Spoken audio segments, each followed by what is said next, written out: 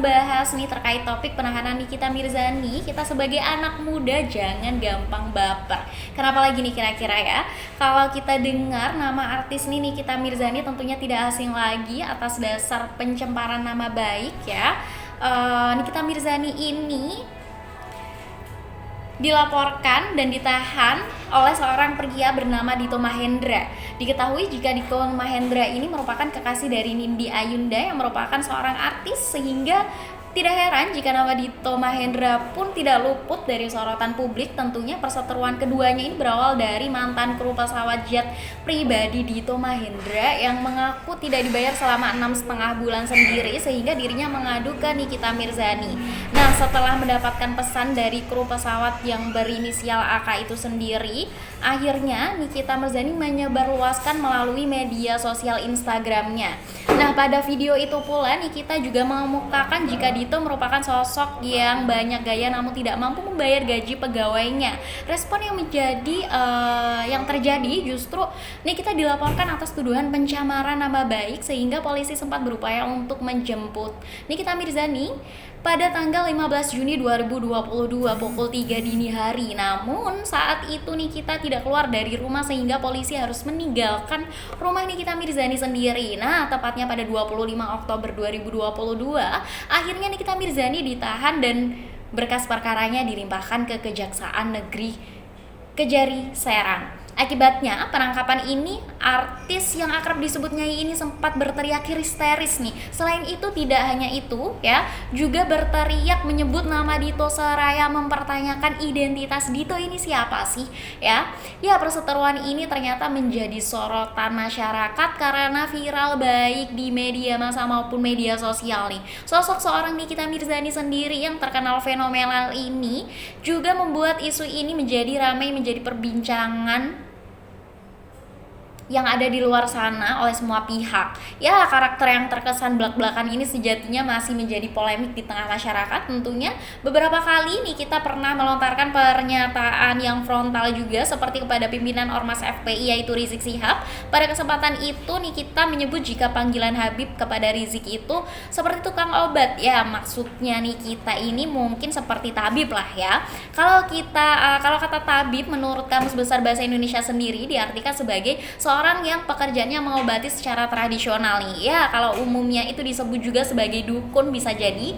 Ya, implikasi dari pernyataan ini, kemarahan pun muncul dari simpatisan Rizik Syihab nih, yaitu almarhum Ustadz Mahir Al-Tuwalibi ya. Akibatnya balasan dengan kata-kata kasar pun terlontar untuk Nikita Mirzani sendiri, sehingga terjadilah perseteruan antara keduanya. Meski demikian, hal ini tidak membuat Nikita Mirzani menjadi urung untuk terus memberikan komentar pedas nih pada sosok dinilai tidak mencerminkan sifat baiknya. Ya, mungkin Rizik dinilai tidak baik lah ya oleh Nikita, sehingga ia berani berkomentar keras kepada pimpinan Ormas yang dikenal banyak pengikutnya itu. Ya, ancaman untuk menggeruduk kediaman Nikita pun tidak menyurutkan niat Nikita menampilkan karakter aslinya yang belak-belakan ini ya. Bahkan akibatnya perkaranya itu Nikita dianggap sampah oleh anggota FPI sendiri. Pokoknya sejak momentum inilah Nikita seolah menjadi musuh bagi kelompok radikal yang umumnya mengagungkan Rizik Syihab nih. Nah, tapi menurutku sendiri ya, meskipun Nikita ini dianggap tidak berharga oleh orang lain, namun menurutku dia adalah sosok pemberani tentunya yang tidak peduli dengan pandangan orang lain itu sendiri. Sikap belak-belakannya ini loh ya, itulah yang menjadikan Nikita ini berbeda dengan yang lain. Karena apa? Coba kalau mau dibandingkan dengan para kelompok radikal itu sendiri yang mengatasnamakan agama, kemungkinan ini mereka sepertinya lebih mementingkan citranya yang agamis namun mengesampingkan perilakunya itu sendiri. Bayangkan saja ya teman-teman, bayangkan saja masa ngomongin agama tapi berkata kasar dan tidak pantas kepada seorang perempuan. Ya, bisa dinilai lah ya, tentunya hal ini tidak patut untuk dicontoh. Karena kalau saya pribadi lebih memilih belak-belakan saja tentunya dibandingkan membohongi publik dengan kata-kata yang mulia namun perilakunya jauh dari kebaikan dan juga kepantasan tentunya ya. Nah, kasus Nikita Mirzani ini seharusnya bisa menjadi seseorang menjadi bahan refleksi tentunya bagi kita agar tidak menjadi pribadi yang munafik. Lebih baik menjadi seseorang yang jujur apa adanya daripada memanipulasi kepribadian diri kita yang asli agar terlihat baik, memiliki citra yang baik di hadapan orang lain begitu. Lebih baik dibenci untuk kebenaran tentunya daripada dicintai karena kemunafikan. Ya. Hal ini saya pegang teguh tentunya sebagai anak muda bangsa agar belajar jujur dan tidak menipu yang lain dengan kepribadian kita yang palsu. Ya, seperti itulah kurang lebihnya tanggapan saya selaku generasi milenial, perwakilan dari generasi Gen Z, biasa disebut Gen Z, ya, terkait kasus Nikita Mirzani. Jadi jangan mudah baper sebagai anak muda bangsa ketika mendengar berita-berita viral tentunya, terutama terkait penangkapan Nikita Mirzani ini. Seorang artis yang sensual. Ya, faktanya sejatinya seperti itu karena Nikita terkenal dengan pesonanya sebagai artis seksi. Nah, dari sini konotasi seksi inilah yang kadang bisa menjadi perspektif yang buruk ya terhadap masyarakat. Padahal kan keinginannya untuk tampil seksi kayak gini kan itu merupakan haknya dia kan, haknya masing-masing kayak gitu. Nah, bahkan ia pun mengaku gak mikirin pandangan orang lain terhadap dirinya gitu loh, terutama ketika dirinya menjadi perbincangan terkait hubungannya dengan pria asal Perancis. Nah, saat itu juga komentar pedas berseliweran kan di media sosial. Tapi dari Nikita sendiri itu tidak tidak terlalu memikirkan komentar-komentar keras terhadap dirinya, kayak bodoh amat gitu kan. Nah, padahal coba kalau Nikita Mirzani itu adalah seorang laki-laki, mungkin pandangan dan komentar masyarakat tidak akan sekeras seperti saat ini. Simpelnya aja, jika perempuan merokok pasti mayoritas menganggap perempuan itu nggak bener lah, perempuan itu liar lah, pokoknya mikirnya yang aneh-aneh kayak gitu kan. Nah, coba kalau laki-laki yang merokok, mungkin ada protes tetapi nggak sekeras ketika memberikan komentar terhadap perempuan. Iya kan, kayak selama ini seperti itu kan, kayak gitu. Nah, terus sama halnya seperti komentar orang ketika ngelihat perempuan yang suka pulang malam. Nah, ada aja pasti orang yang berkomentar kalau perempuan itu bukan perempuan yang baik-baik lah, pekerjaannya tuh kayak erat kaitannya dengan dunia malam kayak gitu. Ada aja gitu lah yang dikomentarin. Nah, padahal perempuan saat ini banyak yang memilih karir dalam pekerjaan sehingga tidak jarang hingga pulang larut malam kayak gitu kan. Namun namanya budaya patriarki yang masih kental banget di tengah kehidupan masyarakat, hal ini jadinya membuat perspektif terhadap perempuan yang melakukan kebiasaan itu mesti cenderung negatif gitu kan. Nah, hal ini tuh sama pandangannya terhadap sosok Nikita Mirzani yang akhir-akhir ini rame banget kan diperbincangkan. Nah, beberapa orang anggap sosok Nikita ini sebagai contoh yang buruk, tidak hanya dari gaya hidupnya namun dari sosoknya yang begitu belak-belakan. Coba kalau kalian bandingkan dengan sosok Rocky Gerung yang begitu aktif mengkritik hingga melontarkan kata-kata dungu. Sosok Rocky Gerung ini fenomenal karena tidak pikir panjang dalam melontarkan opini yang keras dengan menggunakan kata-kata yang kasar.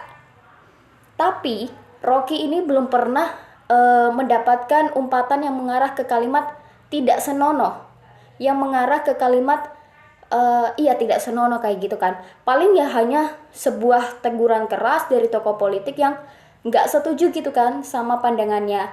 Berbeda dengan Nikita yang mendapatkan respon dengan kalimat yang begitu kasar. Contohnya aja ketika almarhum Ustadz Maher ya yang menyebutkan bahwa Nikita ini sebagai perempuan pelacur karena Nikita menyebut Rizik Syihab sebagai tukang obat kala itu. Ya, saat ini kesetaraan gender masih menjadi permasalahan di Indonesia, khususnya di kalangan akar rumput atau masyarakat. Padahal menurut Menteri Pemberdayaan Perempuan dan Perlindungan Anak atau PPPA Bintang Puspayoga ini menuturkan kalau kepemimpinan perempuan sangat esensial bagi keberlangsungan negara. Maka nggak heran kalau saat ini pun perempuan juga nggak kalah pentingnya perannya dibandingkan laki-laki kayak gitu kan. Pemimpin DPR kita aja perempuan. Terus dulu juga kita pernah di bawah kepemimpinan presiden seorang perempuan yang sangat hebat. Nah, mestinya kita harus bersikap adil dan bijak ketika melontarkan sebuah pernyataan atau pendapat. Jangan hanya keras terhadap perempuan saja, tapi seharusnya bisa seimbang juga gitu loh terhadap laki-laki. Dalam kasus Nikita Mirzani ini, ya kita sebagai masyarakat juga kalau mau mengkritik ya kritik substansi pernyataannya, jangan melebar sehingga melontarkan pernyataannya yang justru menghina kodratnya sebagai perempuan. Dalam kasus ini pun kita juga harus adil ya dalam menilai Nikita Mirzani. Jangan sampai gaya hidupnya atau kepribadiannya membuat kita menjadi tidak fair dalam menilai dirinya. Wah, ternyata perseteruan antara Nikita Mirzani dengan Dito Mahendra berakhir dengan Nikita harus ditahan kayak gitu. Aku sebagai masyarakat ya cukup kaget sebenarnya dengan peristiwa ini karena gak nyangka aja ternyata perkataan Nikita itu membuat dirinya harus ditahan. Sebenarnya sah saja sih bagi setiap orang ya untuk mengemukakan pendapatnya itu. Tapi kayaknya sekarang orang-orang Indonesia tuh lebih sensitif. Sekarang tuh sedikit-sedikit lapor polisi, terus akhirnya ditahan. Ya sebenarnya mulai gak asik lah pokoknya gitu. Gimana coba kalau seandainya nih kita mengumpat satu sama lain dan masa ujung-ujungnya harus lapor polisi, ditahan kayak gitu kan. Kalau dilihat dari kasus Nikita ini kan, padahal Nikita tuh hanya mengemukakan asumsi atau pendapatnya kan sebagai masyarakat. Apalagi asumsinya ini sudah didukung dengan aduan dari mantan kru dari Dito Mahendra sendiri. Harusnya sih kalau memang perkataan Nikita Mirzani ini nggak bener, ya muncul dong di hadapan publik terus klarifikasi yang sebenarnya itu seperti apa kayak gitu.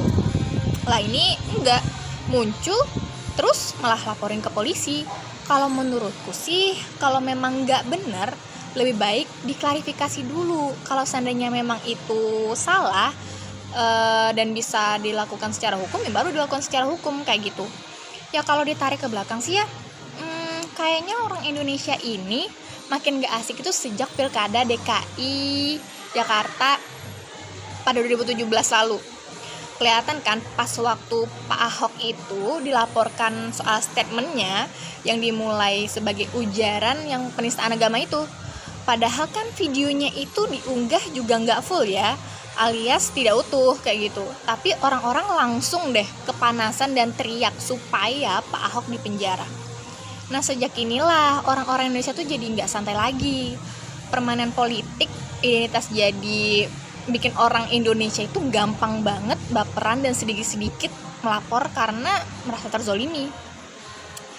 Nah makanya sekarang kita itu juga nggak enak buat berpendapat. Takut banget kalau dilaporin terus masuk penjara ya kan. Masa membicarakan agama terus sedikit-sedikit dibilang penistaan agama? Kan lucu ya. Tapi ya udahlah, sepertinya peristiwa Pilkada DKI 2017 lalu sedikit mengubah karakter masyarakat menjadi lebih sensitif dan baper ya. Makanya ketika muncul sosok yang belak-belakan seperti Nikita Mirzani ini, mungkin orang-orang kaget kali ya. Kok bisa ada perempuan yang berani seperti ini? Apalagi kalau mendengar desas-desus yang beredar, sosok yang dikritik Nikita Mirzani ini memang latar belakangnya itu bukan orang sembarangan. Kalau gini berani memang seorang Nikita. Tidak takut citranya buruk dan pandangan negatif dari orang lain. Hal yang paling penting nih, dia menjadi dirinya sendiri sih dan bukan orang lain. Tapi dengan situasi masyarakat yang sekarang gampang baperan gara-gara politik identitas, jadi harus hati-hati lagi kan. Intinya sih sebagai anak muda ya, kita jangan ikut-ikutan baper, yang sedikit-sedikit lapor gitu. Terus kalau junjungannya dikritik terus marah dan mau melakukan kekerasan, padahal kalau memang gak setuju kan bisa diobrolin secara baik-baik kan, dan gak perlu emosi kayak gitu. Kan budaya kita itu musyawarah ya, jadi harusnya kita bisa dong berdiskusi sebelum melakukan tindakan hukum. Kita sebagai anak muda harus menjadi anak muda yang dewasa ya, dan gak mudah baper. kita juga harus berani berpendapat dan tidak mendengar opini orang yang buruk tentang diri kita sendiri, asal kita membela kebenaran untuk kebaikan semua pihak.